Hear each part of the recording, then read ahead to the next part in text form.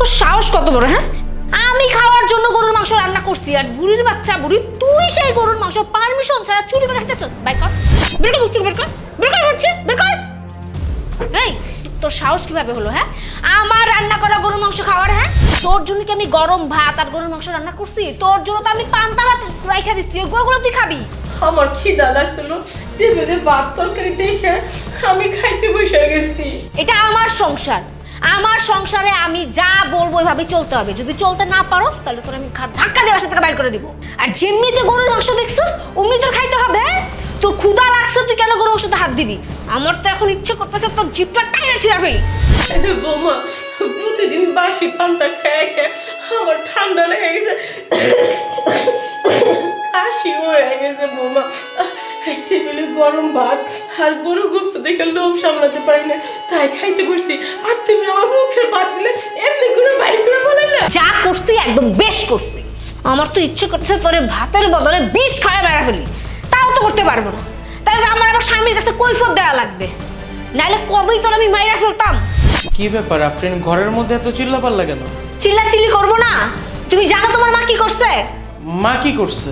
তোমার মা, আমি এত কষ্ট করে আমার নিজে খাওয়ার জন্য গরুর মাংস রান্না করছি, গরম ভাত রান্না করছি, তোমার মা আমার থেকে পারমিশন না নিয়ে তোমার মা চুরি করে গরুর মাংস দিয়ে ভাত খাইতেছে। আরে গরুর মাংস খাইছি, এখানে দোষের কি আছে? গরুর মাংস তো আমি কিনে আনছি, পরিবারের সবাই খাবে সেজন্যই, তাই না? গরুর মাংস রান্না করছো, মার হয়তো খিদা লাগছে এই জন্যই খাইছি। এখানে তো আমি দোষের কিছু দেখতেছি না, সবাই মিলেমিশে গরুর মাংস খেলেই তো হয়। তাই বলে তুমি আমার মাকে চোর বলবে? ঘরের খাবার আমার মা খাচ্ছে, এখানে চুরির কি হলো? চুপ, একদম কথা বলবা না।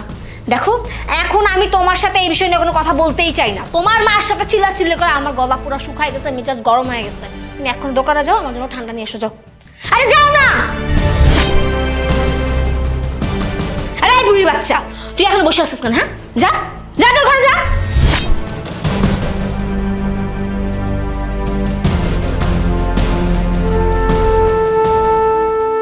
আরে ভাবি, ভাইয়া, আপনারা কখন আসলেন?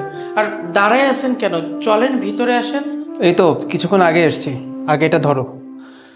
এখন আমাকে একটা কথা বলো তো, আমার বোন যে তোমার মায়ের সঙ্গে এমন ব্যবহার করছে, তুমি আমার বোনকে কিছু বলো না কেন? ভাইয়া, আফরিন তো প্রতিনিয়তই আমার মায়ের সাথে খারাপ ব্যবহার করে, আমার সাথেও খারাপ ব্যবহার করে। আসলে আমার কিছুই বলার থাকে না। মাঝে মধ্যে পুরুষ মানুষকে সংসারের শান্তির কথা চিন্তা করে একটু চুপচাপ থাকতে হয়, এজন্যই আমি আর কিছু বলি না আফরিনকে। কি বলছো তুমি এসব? তার মানে তুমি এই কথাটা বলে এটা বোঝালে যে তুমি তোমার ওয়াইফকে ভয় পাও? আচ্ছা ঠিক আছে, চলো আমার সঙ্গে। আমার বোনকে কিভাবে সাহায্য করতে হয় সেটা আমি বেশ ভালো মতো জানি। তুমি চলো আমার সঙ্গে, আসো।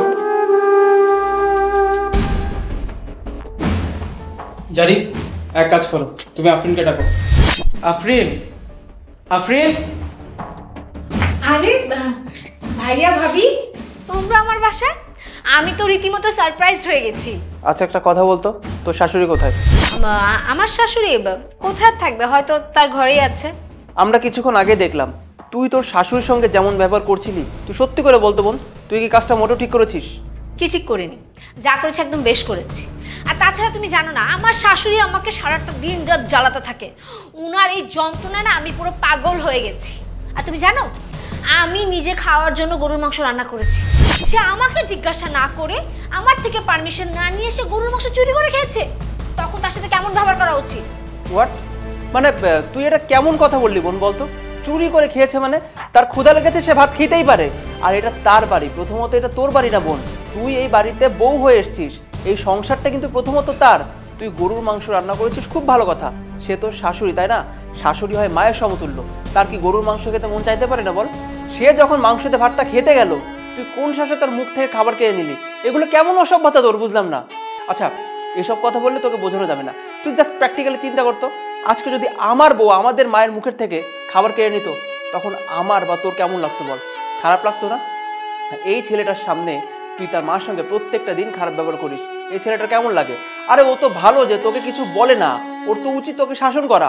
আমি যখন ওকে এসে জিজ্ঞেস করলাম যে আমার বোন যখন তোমার মায়ের সঙ্গে এতটা খারাপ ব্যবহার করে, তুমি কিছু বলো না কেন? জানিস তোর ভদ্র হাজবেন্ড কি বলেছিল আমাকে? আমাকে বলেছিল যে তোকে যদি কিছু বলে তাহলে সংসারে অশান্তি বাঁধবে। ও চায় না সংসারে যেন কোনো অশান্তি হোক, সবাই যেন মিলেমিশে থাকতে পারে, এজন্য চুপচাপ করে থাকে। আর তুই তুই এটা কি করছিস? সংসার সুখে আর রমণের গুণে। তোকে যখন আমরা বিয়ে দিয়ে বাড়িতে পাঠিয়েছি, তার মানে কি এখন থেকে এই বাড়িটাই তোর, তাই না? মেয়েদের বিয়ের আগে বাবার বাড়ি থাকে সব, কিন্তু বিয়ের পরে শ্বশুর বাড়ি হয়ে যায় সব। শাশুড়ি হয় মায়ের সমতুল্য। তুই তোর শাশুড়িকে একটু কি ভালোবাসতে পারছিস না?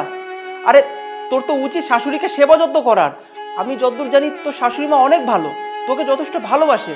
তুই নিজেই দেখ না বোন, তুই তার সঙ্গে এতটা খারাপ ব্যবহার করিস, তারপরও তোর শাশুড়ি তোকে কিচ্ছু বলে না, সব অত্যাচার মুখ বুঝে সহ্য করে।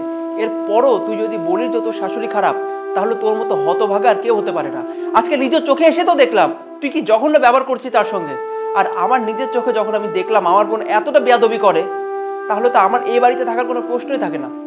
এখনই আমি এই মুহূর্তে আমার ওয়াইফ কিনে চলে যাচ্ছি। তবে মাথায় রাখিস, আমি এরপরে আমার চেহারা তোকে সেদিনই দেখাবো যেদিন তুই নিজেকে শুদ্ধ নিবি আর তোর শাশুড়িকে নিয়ে আমাদের বাড়িতে আসবি। সেদিনই আমরা আবার তোর বাড়িতে আসবো। চলো। হ্যাঁ ভাইয়া, আমি প্রয়োজনে আমি আমার শাশুড়ির পায়ে ধরে মাফ চাইবো। যতক্ষণ পর্যন্ত আমার শাশুড়ি আমাকে মাফ না করবে আমি তার পা ছাড়বো না। কিন্তু তোমরা এই মুহূর্তে আমাকে মাফ করে দাও, তোমরা এই বাসা থেকে যেও না। আমার কাছে মাপ চেয়ে কোনো লাভ নেই। মাপ যদি চাইতেই হয় তুই আগে গিয়ে তোর শাশুড়ির কাছে মাপ চাবি আর ওর কাছে মাপ চাবি। আমার যা বলার আমি বলে দিয়েছি। এই বাড়িতে আমি সেদিনই আবার পা রাখবো যেদিন তুই তোর শাশুড়ির কাছে মাপ চাইবি, তুই তো নিজেকে শুধরাবি আর তোর শাশুড়িকে নিয়ে আমাদের বাড়িতে যাবি। আমরা আবার সেদিনই বাড়িতে পা রাখবো। চলো।